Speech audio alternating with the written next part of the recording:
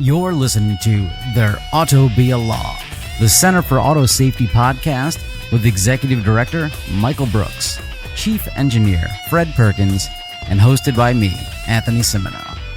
For over 50 years, the Center for Auto Safety has worked to make cars safer.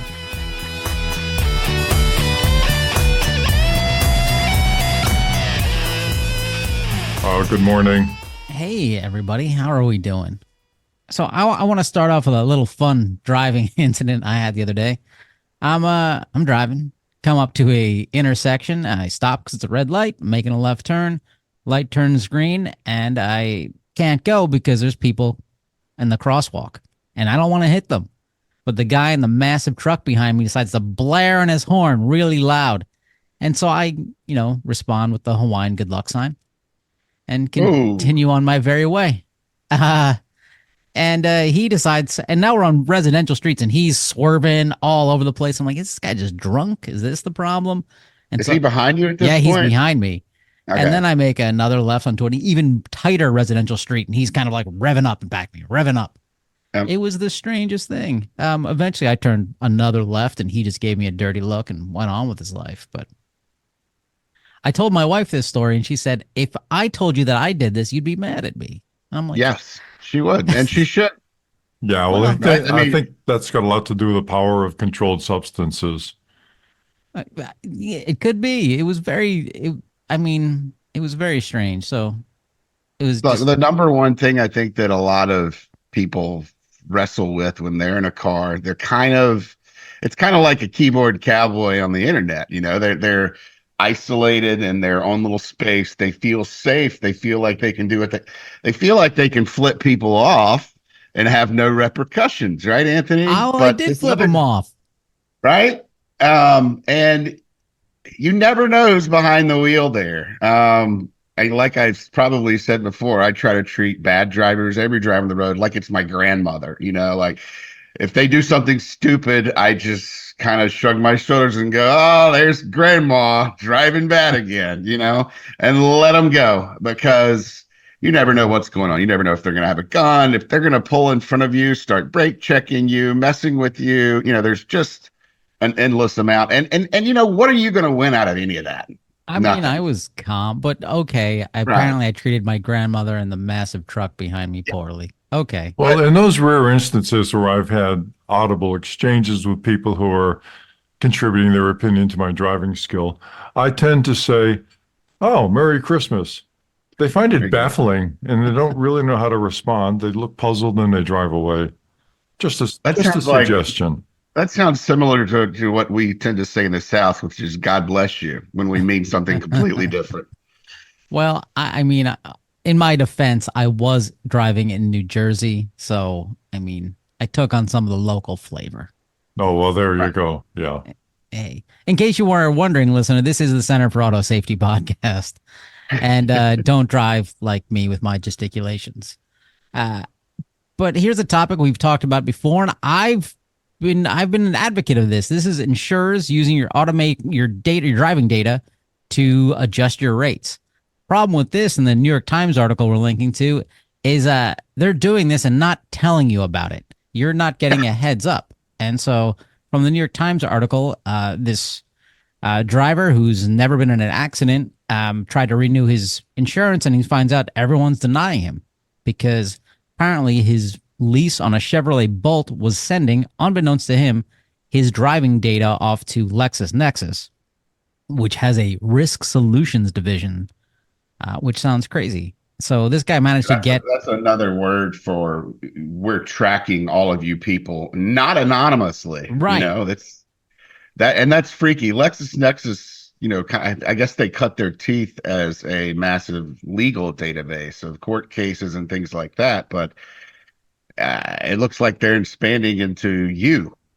Yeah, so this is crazy. So the guy managed to get a copy of this report using the Fair Credit Reporting Act, and from the article, what it contained stunned him. More than 130 pages detailing each time he or his wife had driven the Bolt over the previous 6 months. It included the dates of 640 trips, their start and end times, the distance driven, and the accounting of any speeding, hard braking, or sharp accelerations. The only thing it didn't have is where he'd driven the car. Now, we've talked about this, and I'm like, hey, if my insurance company will lower my rates by tracking me, I'm okay Yeah. with that because I'm making that choice. I'm opting in. But Right. the situation here is that this is happening without your consent. How is this? What's going on here, Michael? Yeah, I mean, it shouldn't be happening without consent, although I'm, just guessing that the consent is probably buried in a line of boilerplate language that you have to agree with. On my phone, I don't know if everybody has this experience. I get this new, you need to install this new software every once in a while, probably once a month. I also get, Samsung has changed Privacy policy. its privacy policy or its legal agreement or whatever, and I don't have a choice at all, right? So I have to hit the button to keep using the phone, essentially. I don't. I And always swipe so that notification away. I just ignore it. you don't know where it goes, I right? don't know.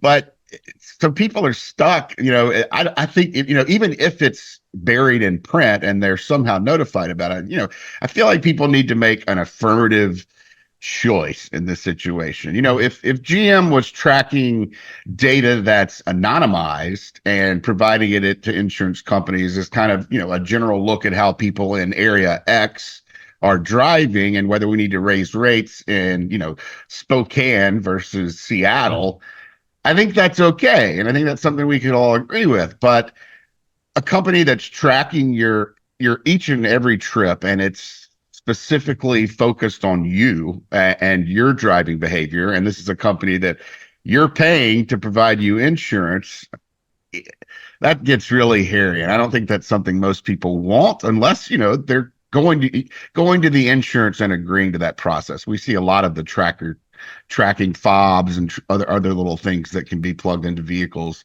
to lower your rates, hopefully. And I'm sure the result of that is sometimes people do have their insurance raised, but you don't expect, I don't expect Volkswagen in my vehicle to be tracking me and then selling that information to LexisNexis, which then buys it, which then sells it again to my insurance company. That's probably the kind of thing most Americans are completely against, and it's something that really undermines. We've seen similar things before with Tesla videos and other things that really scare people because their privacy has been compromised without their consent. Well, Lexus and Nexus probably bought, excuse me, a restricted data set that only includes the information that they can resell to the insurance companies. That does not mean that additional information is not available in the data set. For example, where you went and when you went there. I think that this is a cause for great concern, particularly where you could be prosecuted for where you've gone, when you went, and when you could be prosecuted for looking for health care in certain states. I think that, the mere existence of this data set is a huge concern. Back in the days of Richard Nixon in the White House, we used to say, just because you're not paranoid doesn't mean they're not watching you. I think that, that's still something that's a cause of great concern. This really needs to be a subject of some restrictive legislation, I think, as a minimum. This is a horrible situation. Yeah, and last week we saw the Biden administration attempting to crack down on bulk data sales that are similar to this type, but they are really only protecting Americans from bulk data sales to China or Iran or North Korea. And I think we covered, they're not trying to prevent domestic or friendly countries, France, England, other countries that are not in the situation that we're in with North Korea. They're not preventing the bulk data sale to those parties. So it's, I don't want any of them getting my information. I don't know about you guys, but it seems like they're probably going to be worse effects on me as kind of a normal American citizen from insurance companies than there's going to be from North Korea or China. Maybe I'm naive, but I think my pocketbook probably is scared of insurance companies and the domestic companies that I deal with and pay for services surveilling me than some international party who I don't even know or have no relationship with and really has no interest in me. Well, many of the car companies have been talking about the value of the data stream that they can recover from cars. And this is exactly what they're looking at, getting your individual performance data, reselling it to third parties under whatever pretext. So how does this work, Michael? Because you mentioned that okay, this might be buried in some sort of legal agreement, and this might be too far down the rabbit hole. But I remember a year or so ago, I was going in for a minor surgery, and I'm wearing just a paper gown, and that's when the anesthetologist comes over to me with like 4 pages of legal documents to sign this stuff, and I'm laughing at him, and he's like, "What's funny?" And I'm like, "There's no way this holds up. I'm wearing a piece of paper, nothing else, and you had a team of lawyers write this." But I was like, "Sure, I'll sign this." He's like, "What? Because you're just in a paper gown, it's not going to hold up." And I'm like, I'm not a lawyer, but I don't think this will work. As long as I don't know why a paper gown would prevent it from holding up. You Well, clearly were very insecure about your clothing choice. look, but I mean, this is a situation where they have teams of lawyers write this stuff, and I'm essentially naked, and I'm being like, "Hey, you need this done, so sign this page." It's kind of, we're putting a gun to your head type thing. And I ran this past one of my friends who's a class action lawyer, and he just said, "Yeah, there's no way that holds up in court." But I mean, thankfully I woke up from the anesthesia. At least I think I did. Hello, hello, hello. Anyway, so with this buried inside these agreements we click on in cars, like I mean, has anyone tested these things and be like, wait, page 78? I mean, the average consumer didn't go to law school, and you need to have a legal education to agree to these things. They're not written in colloquial English.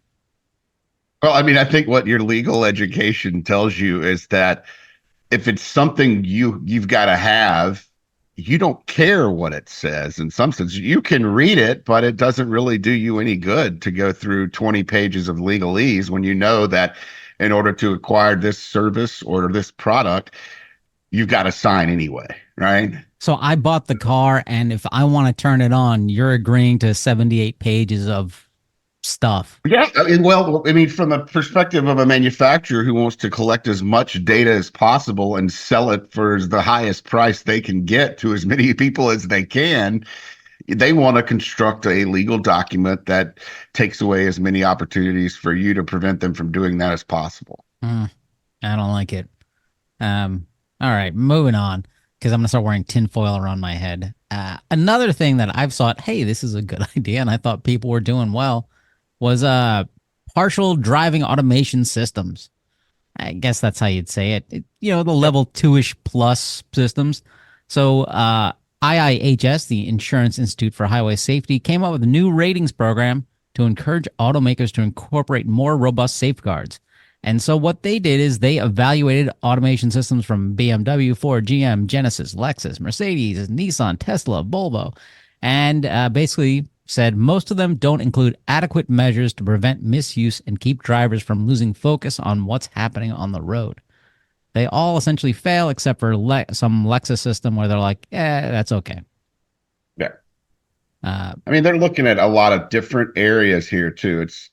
It's they're looking at driver monitoring and rating vehicles based on whether the driver monitoring is effective. We think driver monitoring is critical to any type of, from driver assist all the way up to the highest level of automation that a human might have to retake control of the vehicle. The vehicle needs to be monitoring that human to for a lot of reasons, to make sure they're paying attention, reminding them to pay attention, and what happens when the driver doesn't respond to these reminders. So there's a lot that goes into this, and a lot of testing that's it's difficult to test these vehicles. They all have somewhat different systems. We applaud IIHS for taking this on because it's something that's needed. It's something NHTSA probably wouldn't get to for another decade. And it's providing consumers with really good information, like the fact that Tesla makes the absolute worst systems of every manufacturer tested, both full self-driving and autopilot, tested separately, came in last place. So, um, which is fairly funny given that Tesla has spent the last decade claiming they're going to have self-driving cars on the road any day, when they're actually behind every other manufacturer that's making this technology in safety ratings. Yeah, because when I we want to talk about like, let me just oh, sorry. interrupt for a second. I just want to remind our listeners that the IIHS is an independent nonprofit organization set up by the insurance industry to test cars. This is not a government testing program. So when we talk about IIHS, it's a private organization, kind of analogous to Euro NCAP. Neither of them is a government Right. organization. But when we talk about NCAP program, that is the United States government program for testing cars. Just wanted to make sure people understood the difference. And the Yeah. And IIHS can be a lot more aggressive and flexible in their test program than the United States government NCAP program. yes, and that's really important, particularly in the last decade or so. We have seen IHS take the lead in a number of areas where traditionally NHTSA and NCAP would have been involved. But NCAP has become so slow and so unable to respond to some of the new tech and changing technology landscape that IHS has, been forced to step up and, introduce some new crash tests, introduce, IHS. We've talked about them a lot on this program when it comes to, testing different dummies in rear seats and making sure that AEB works at automatic emergency braking, works at night and in low light conditions, and any number of areas where we've seen weaknesses in NHTSA's safety testing. IHS has stepped up in many of those cases to ensure that consumers have at least some type of rating system that they can refer to in those areas when they're purchasing vehicles. And I also want to remind listeners that when we talk about dummies, we're not talking about the three of us. We're talking about anthropomorphic test devices, just to be clear. Hey, speak for yourself. From the report, there's a great quote. Some drivers may feel that partial automation makes long drives easier, but there's little evidence it makes driving safer. It's very cool. Check out these links we have in the description. Very neat stuff. Now, speaking of our friends on Autopilot and Tesla Land, there's a finally going to trial is Autopilot, and Tesla's been doing it's the driver's fault. But, lawyers, they do discovery and they get access to things, and it looks like it might be Tesla's fault. So the lawyers for the defendants in this case, or the plaintiffs, sorry, have testimony from Tesla witnesses indicating that before this particular accident, the automaker never studied how quickly and effectively drivers could take control if autopilot accidentally steers towards an obstacle, which is insane. I mean, hey, we're going to develop a system. We're going to give it a stupid, dangerous name. Let's not test it if it goes wrong. Like, how? How? Well, not only do they not test how effectively people can take control, but they've got testimony from their own executives saying, oh man, I really lost attention to the vehicle because I was doing all this stuff when I was driving. These same executives who've gone on to careers in other self-driving automobile programs. Not other self-driving. Remember, Tesla does not do self-driving. They do not do autonomous vehicles. Well, they've demonstrated several times that they don't do effective self-driving. And that's what all these lawsuits are all about. So this crash was interesting. The Tesla once again is claiming that the driver, was, I think in this case it was playing a video game while on autopilot. What happened here was Walter Wang is the guy's name, an Apple engineer. He was driving down a highway, and the Tesla thought that median on a ramp was a lane, and that median ended in a barrier. Essentially, that barrier did not have a crash attenuator on it either, like you might see on some barriers. That could be a bunch of trash cans filled with sand, essentially, or some other type of mechanism intended to reduce the crash force. So Tesla here is blaming both the driver or whatever he was doing, the driver for hitting, for not paying attention, essentially, and they're blaming the barrier for not having this crash attenuator on it. But what they're not doing is blaming the vehicle that completely misinterpreted its environment and drove this guy into a barrier at highway speeds, which is pretty clearly I would say that the approximate cause of the crash. So Tesla continues to pursue this strategy of blaming drivers. And in this case, I don't know if they're going to get away with it. I certainly hope they don't, because I'm a little sick of Tesla blaming drivers after they've essentially set an attention trap for these drivers by saying, hey, these cars are going to drive themselves. Maybe you should pay attention. And it's if at some point a case doesn't find against Tesla, I just don't think that the law there is going to be very protective at all of people as the these systems, these level 2 and level 3 systems develop and are put on the roads. No, another aspect of this that was not brought out in the reports relates to the duty of care that we've been talking about for self-driving vehicles. The incident occurred in 2018, which is now 6 years ago. And Tesla has been successful in forcing this incident into a product liability lawsuit, which is still going on, still unresolved, 6 years after the fact, 6 years after the loss of life by this Apple engineer who was relying upon the car. So, and that's because Tesla doesn't settle. Tesla doesn't settle, and there is no legislatively established duty of care associated with these vehicles. Had they been a duty of care, this would have been a clear-cut case that duty of care had not been implemented, in my opinion. But that's a side issue, but it relates back to one of the issues that really needs to be legislatively addressed. This podcast brought to you by Tesla, where the customer is always wrong. No, I'm kidding. It's not brought by Tesla. That's insane. It's brought to you by you. Brought to you by you. Yeah, go to autosafety.org. Click on donate. That's what keeps us going. And we'll keep telling you more about how Tesla's not so great. Another Tesla tangentially related story. I mean, it involves a Tesla. I don't necessarily know that Tesla was unique in this problem. This is a story from the Wall Street Journal, where unfortunately a woman was driving her car, accidentally backed into a pond of some sort. The electrical system died and she couldn't open the windows. She couldn't open the doors because it was all electrical system. And unfortunately, she got trapped and passed away. So I don't think this is a unique situation to a Tesla. I think it's more of maybe an electrical car situation. I don't know. But one of the things they talked about here is there's no way to break the glass on these. And this is something that, is it a laminated glass versus tempered glass? I remember years ago, a friend, she had like this hammer in her car, and it was this weird looking hammer.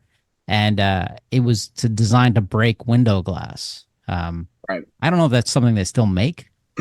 Oh, they make it. Okay. In fact, they make it and they sell it all. If you search Amazon for laminated window emergency tool, it's going to sell you one of these tools. But the fact is, these tools won't work on laminated glass. They work on tempered glass. So, okay, what's the difference? Laminated glass is essentially, it's got layers of some other material besides just glass, plastics typically, that essentially, it's been in front windows forever. It's what prevents individuals who aren't wearing their seatbelts or who somehow collide with their front windshield from being cut to bits. Essentially, it's going to, it's going to kind of, it will break, but the layers of plastic on the outsides are going to prevent the shards of glass from making contact with the passenger or the driver. that glass is it's very strong in many ways, and it performs better in crashes than tempered glass, which essentially shatters at the sight of anything.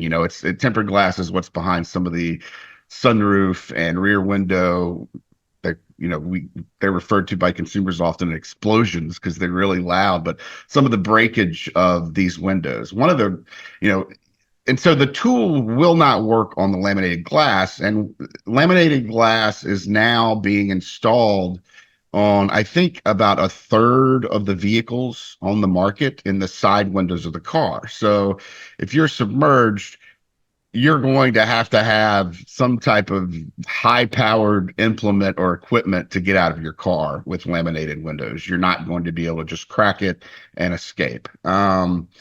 And this is partly because, one of the reasons that laminated glass has grown in popularity in these side windows when it used to just be on the front window is because NHTSA had, in 2011, put out a new rule around mitigating ejections from vehicles, basically preventing people from flying out of their cars in a crash. And a lot of manufacturers had met the standard by using head curtain airbags, side airbags, essentially airbags that keep your body from leaving the car through a window. But a significant percentage of manufacturers said, hey, we can just put laminated windows here and they're going to prevent bodies from leaving the car. Tempered glass would not if it shatters in these crashes, but laminated glass does. And so they've installed this on a lot of vehicles, and now we're at a point where when you buy a car, you really, a lot of people have windows on their side of their vehicle that they don't know what they're composed of. They don't know if it's tempered or laminated. The escape tool's only going to work on the tempered, so there are going to be a lot of folks out there with this escape tool in their car thinking they're prepared for an emergency, when in fact, if they do become submerged or if their vehicle catches on fire, they're not going to be able to break that window and get out on their own. So what do you do? Let me jump in for a sec. People might wonder why tempered glass would be a good thing to put in the cars at all. Tempered glass is designed to break into very small pieces because you can't get stabbed to death by a very small piece of glass. You can get scratched, but it's not going to produce a long, sharp shard that can sever your artery, for example.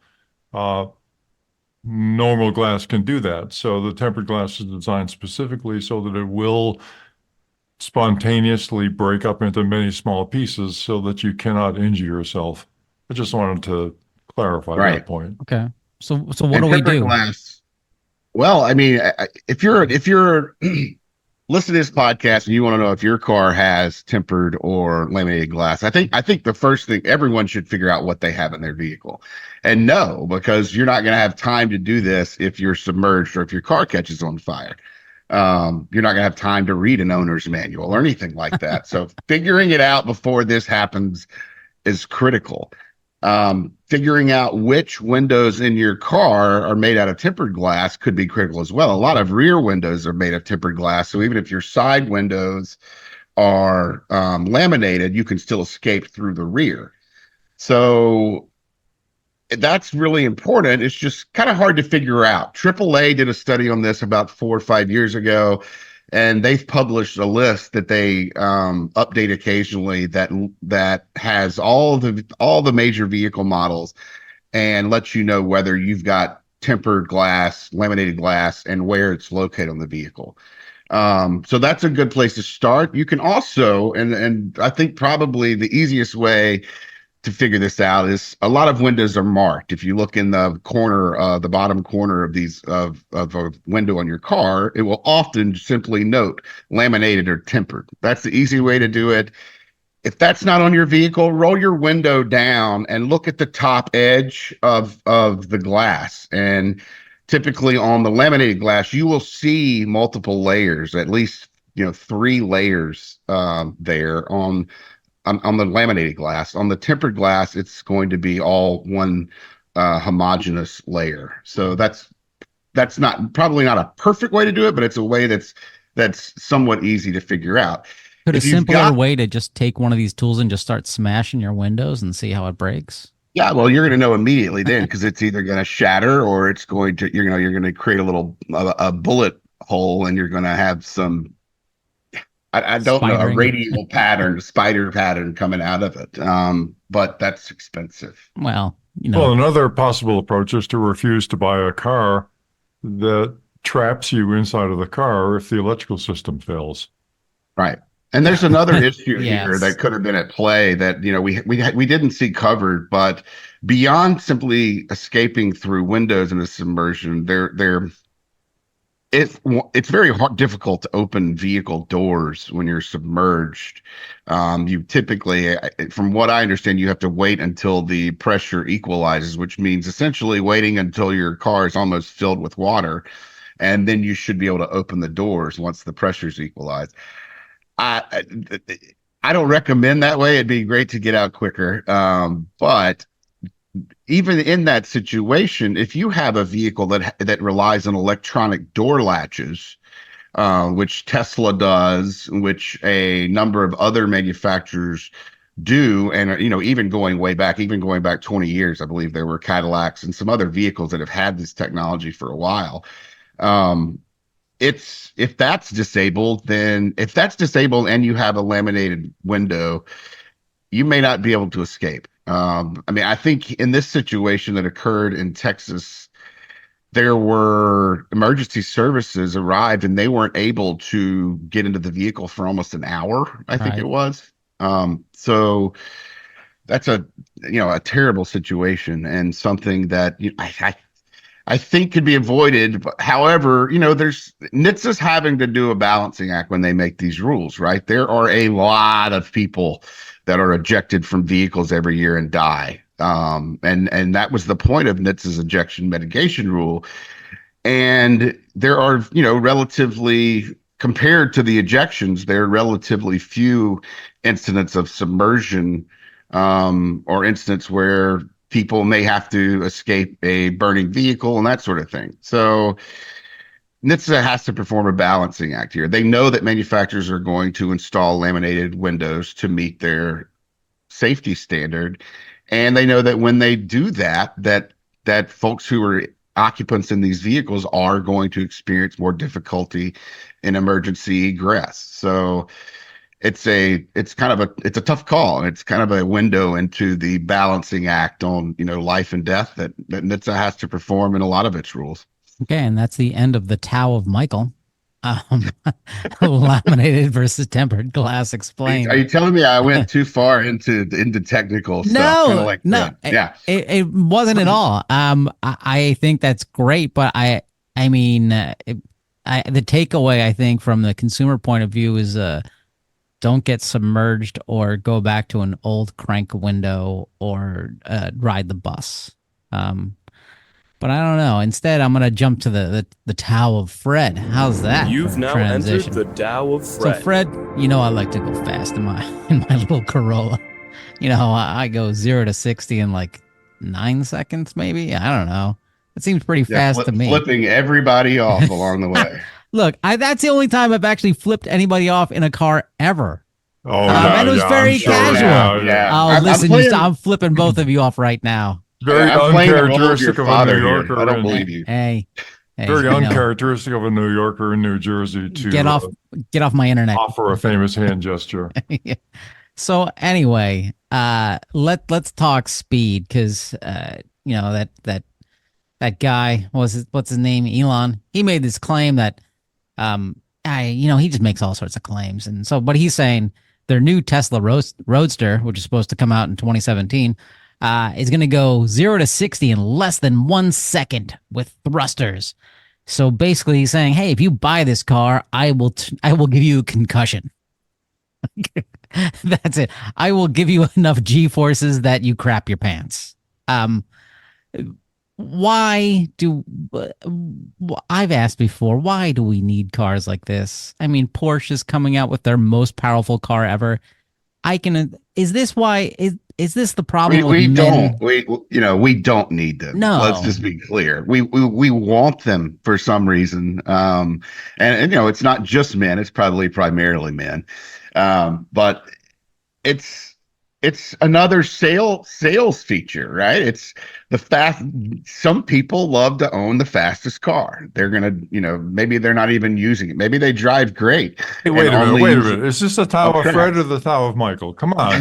He's I don't know. He's Come got a little on. tempered Let's look at glass on this the brain. worldview. All right, so I applied a little physics to this just for fun. And it turns out that going from 0 to 60 in 1 second, as claimed by Mr. Musk, He claims means less that than 1 second, but we'll less say than, 1 second. We'll say well, 1 second. just take 1 second for the Okay. hell of it, because that made my arithmetic a little bit easier. But uh, making that claim suggests that you can accelerate at 3 Gs, 3 times the force of gravity for 1 second. And the means which is possible, you can probably survive that. Um, but again, your seat would have to exceed the NHTSA standards for seat back strength, because normally 3 Gs would cause the seat back to collapse, but that's a separate matter.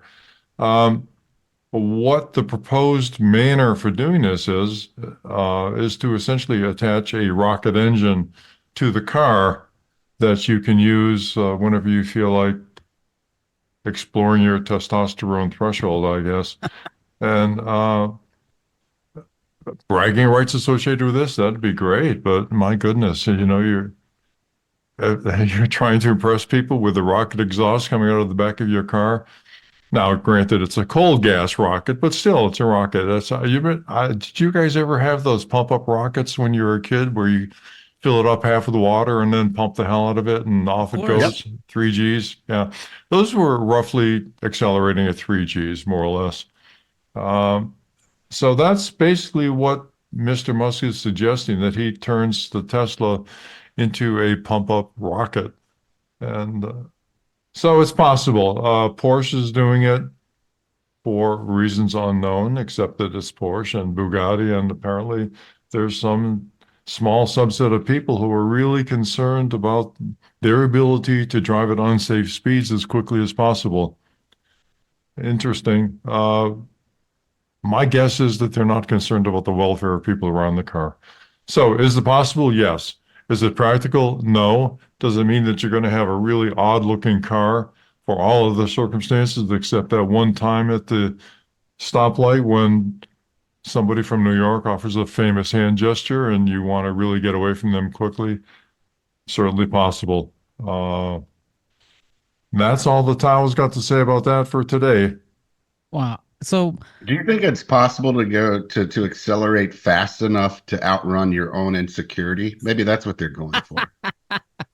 I don't think that's possible. No, I think they're closely coupled. I think you just wrote our next online ad. Thank you. Um, so CNN, we have a link to their take on it, and they're talking about the Porsche, which is coming out with an electric 1,000 something horsepower Taycan Turbo GT. But they have a great line in their article. It says, performance figures like these serve little practical value, of course. It would be impossible to approach this car's potential other than at a track, and a few would have the driving skills to do it. So whenever they do these 0 to 60 times that are crazy, I always like to see how fast does it take an F1 car to go from 0 to 60. So 0 to 60 in an F1 car does about a little under 3 seconds. But these are done by people who have really thick necks because they exercise their necks so they can withstand G forces. They're in cars designed to go this fast. They have, as Fred pointed out, they have seats that are not going to break under 3, 4. I think the highest they get up to is like a little over 4 Gs in some corners of doing this. And they're highly trained on closed racetracks with 19 other people who are also highly trained.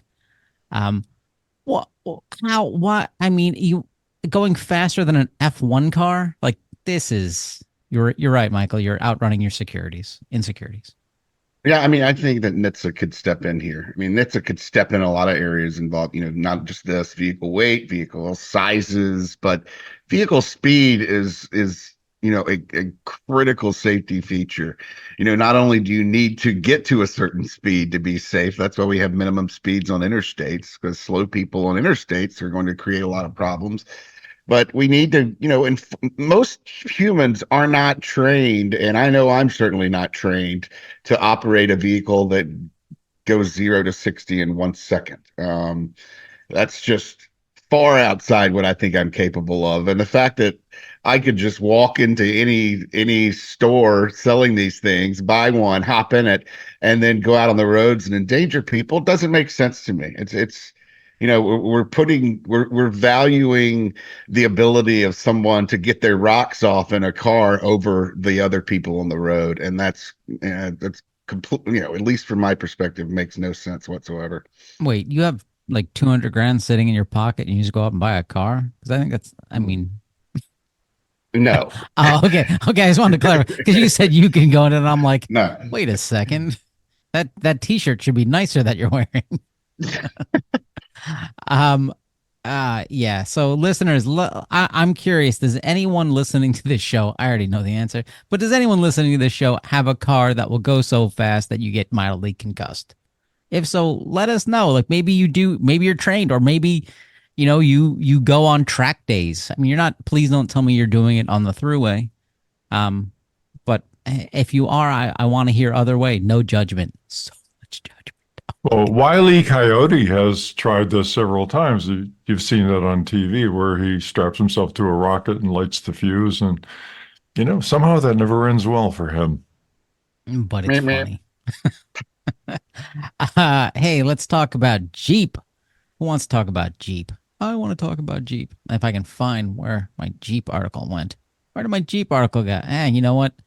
Um, Yeah, that's the Jeeps. That's where they had yes. the Jeep hybrid, and apparently, there's a lawsuit filed that apparently claims that Jeep knew that these vehicles were going to be subject to fire prior to selling them. They essentially knew there was a safety defect and sold the vehicles, which is a violation of federal law. I hope that NHTSA is looking into this case. It's probably news to them as well, because it appears to be something that a group of attorneys had to figure out using internal Chrysler documents. But that's not a good way to sell things. In our opinion, it's probably the worst way to sell things. And Jeeps and Stellantis, Chrysler in general, have never been exactly on our good list for their actions around recalls and their adherence to the Safety Act. So I'm interested to see what happens next here. So from this article we're linking to in Jalopnik, there's a line that says the suit also claims the company omitted safety equipment from the car that could otherwise have saved the Jeeps from catching fire. Like, what were they supposed to include? Fire extinguishers? Like, what's the safety equipment? I'm assuming that could be something as simple as, a battery management system that prevents the hybrid propulsion system from having that type of problem. And there could be any number of safety items that could be put into these vehicles that could prevent the fires in these situations. No, you may recall Um, we actually had some folks on from DuPont who were talking about silicon polymers that can be used to isolate cells Right. and reduce the propagation of fire. It's bound to come up by our inquiring listeners as to what is the comparison between EV fires and internal combustion engine fires. And it turns out there's data on that. The National Fire Prevention Association offered some data at the recent SAE Government Industry Conference in Washington. And they, according to their data, EVs have a rate of about 25 fires per 100,000 vehicles produced. ICE, on the other hand, have a rate of about 1,529 per 100,000 cars you produce. So the ICEs are, I don't know, 10, 100, 50 times or so more likely to have a fire than the electric vehicles, just for perspective. Where do right. the hybrids fit into that? Well, I hybrid to think they're electric, higher. yeah, that I can't verify. I've just got the electric vehicle data. Just going back to what I remember about that data, the hybrids have an even higher rate than ICE because essentially they're combining The two the two systems. problems into one. So there was one other thing on this article that I wanted to get to, but I completely blanked on. That's Another okay. granularity problem, though. Any particular design that has a defect in the design is going to skew the data. And apparently, this Jeep has a known design defect that is skewing the data, Yeah. at least according to One thing I Stellantis. think to keep in mind as well when you're talking about the fires that occur here, a lot of the ice and hybrid fires that we see are might be post crash. One thing we're interested in looking at is, when there's not a crash, when these vehicles are just driving down the road or parking in the garage, what do the numbers look like then?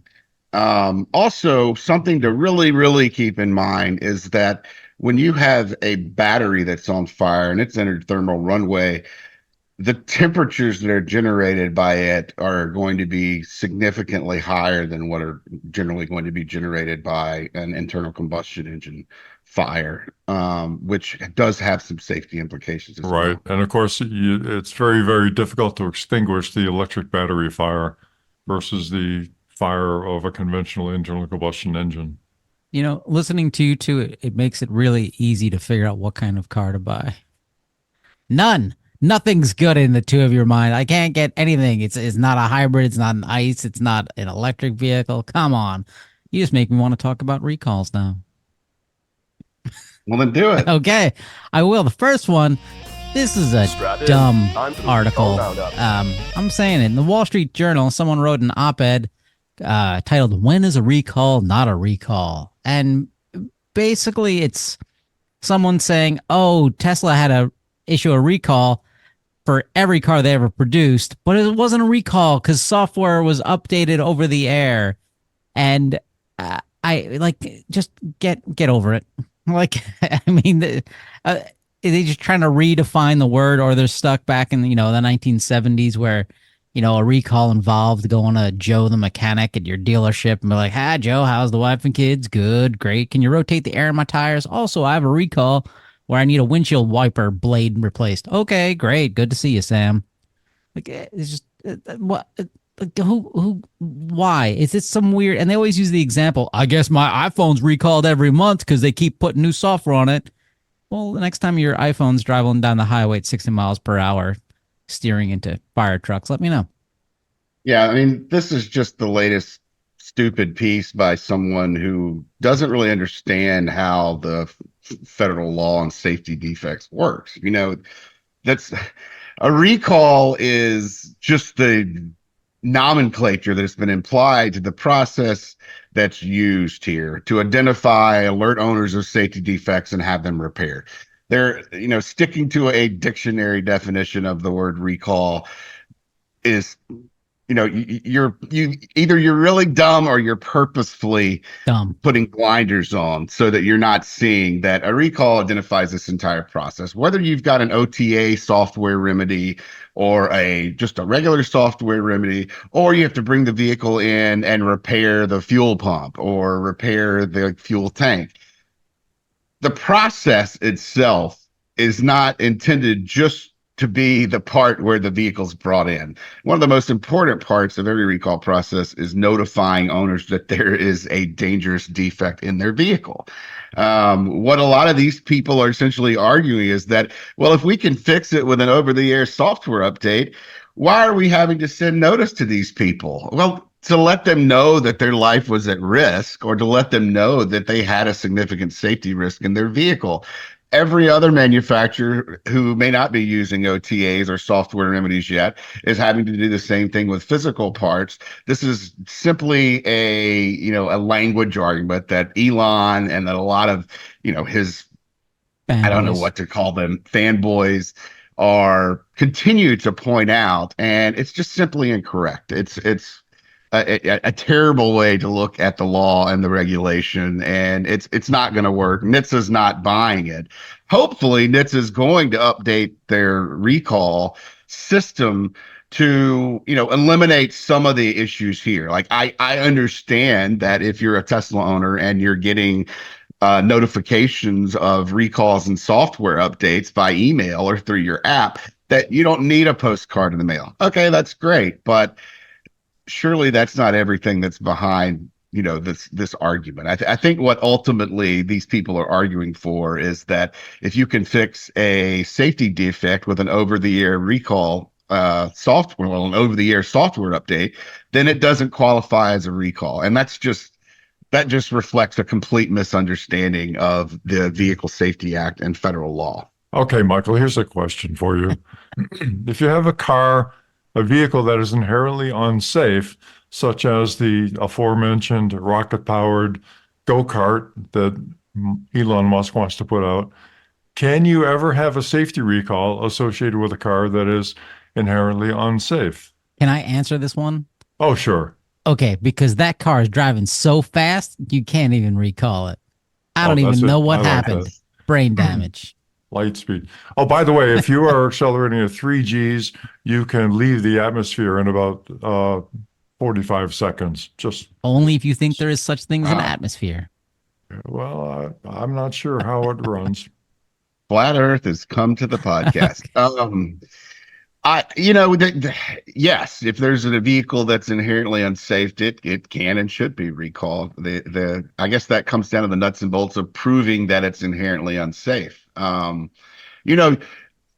Tesla could easily make these vehicles inherently safe by refusing to allow customers to use that acceleration feature on public roads. Teslas have the ability to geofence their vehicles. They're not using it for autopilot or full self-driving, but they certainly could, and they could do it easily given technology that's already in the vehicle. So yes, I would say that putting vehicles on the road that accelerate that quickly, that vehicle would be inherently unsafe. Were there not somewhat of a limitation in the system that could, restrict the vehicle operation to racetracks and places where, it might actually be fun to hop in one of these cars and go that fast. I can admit that it would be fun. Okay, moving on to our next recall. And this is it's kind of an over-the-air type thing, I think. Chrysler, this is the 2023-2024 Dodge Hornet, 36,000 plus vehicles. They may have been built with a non-compliant tire placard, reporting an incorrect vehicle capacity weight. So this recall, you have to go to the dealership and get a new tire placard sticker. Yes, this needs to be done. I get it. But this is one where people are going to be like, "Oh, what the hell? I got to go back there and the scene of the crime." I mean, look, it's a non-compliance. We see a lot of these every year, and it's essentially around tires and other pieces of the vehicle that have to be labeled in a certain way. There could be misprints, they could leave out information, and inevitably when that's discovered, essentially what they have to do is send out a sticker essentially to their owners, who can then put the sticker over the current placard, corrected version of it. So it's something that happens a lot. It's not, we don't like to divide up recalls and say that some are far more dangerous than others, because they can all be very dangerous. But in this case, I wonder how many Dodge Hornet and Alfa Romeo owners, before they load up their car for a vacation, are weighing it to make sure they haven't put too much luggage in. Not many. No, giving the much more important on large trucks and vehicles that are carrying heavy loads frequently. Sure, but the implication of this is that you're going to wear out your tires prematurely, or you'll have underinflated tires if the placard is incorrect. So, it's not an inconsequential consideration for automotive safety to get the right information to the people who need the information. So for those of you who had a drunken tattoo night and bought a Dodge Hornet, make sure to get your new sticker. and apply for it. Oh my God. Stop with your opinions, Anthony. Okay, moving on. Nissan, a little over 12,000 vehicles. This is 2024 Nissan Pathfinders and 2024 Infinity QX60s. Now, this one is much more dangerous. If the rivet is missing, this is a rivet missing in a lap belt pretensioner. So if the rivet is missing, the occupant may not be restrained as intended during a collision. We definitely want people to be restrained during a collision. Yeah, and this one, is relatively simple. You're missing a rivet. The front lap seat belt pretensioner is not going to work properly. And as we've spoken about a number of occasions, we love pretensioners and we love for them to be functioning correctly. They're going to significantly increase your chances of surviving in a number of different types of collisions. And we want pretensioners moved to rear seats where they're not required right now, and where a lot of manufacturers simply leave them out due to cost concerns when they could be significantly protecting rear seat passengers in crashes. This is why I don't buy any automobiles made by Boeing. Last recall, Kia, 36,248 vehicles, 2019 to 2020 Kia K900s, and 2018 to 2022 Kia Stingers. Oh, and 2023 Kia Stingers. Okay, come on. Listeners, take a guess. What is this about? If you said rear view camera, you would have a good guess, but not today. Today, this one is about fires. Yeah, well, you did say Kia. Well, so this is an oil feed pipe and hose assembly that's leaking and causing fire. Is that what? Yeah, I mean, it looks like, so they've got this oil feed pipe and hose assembly that's really close to the exhaust manifold, where, any automotive designer would know there's going to be some additional radiant heat there. And whatever they built this oil feed pipe and hose assembly out of is not resistant to radiant heat coming off the exhaust manifold. So it deteriorates and can lead to oil leaks and engine compartment fire while you're driving. Which, ultimately just makes me say, I'm going to say, everyone, go get this fixed as soon as you can. It doesn't look like the recall is going to start until around the end of next month, end of April. But also, why is this happening in the first place, right? That's my question. We know that, exposure to radiant heat is going to occur when you have hoses and pipes near the exhaust manifold. Why are you building components out of materials that aren't resistant to that heat?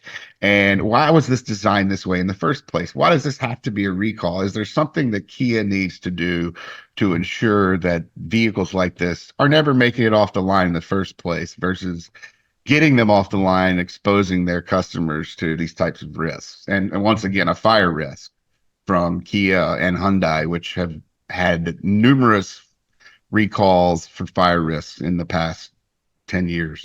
Do either of you speak Korean? I'm just wondering if Kia is Korean for sketchy. No, I don't. Interesting.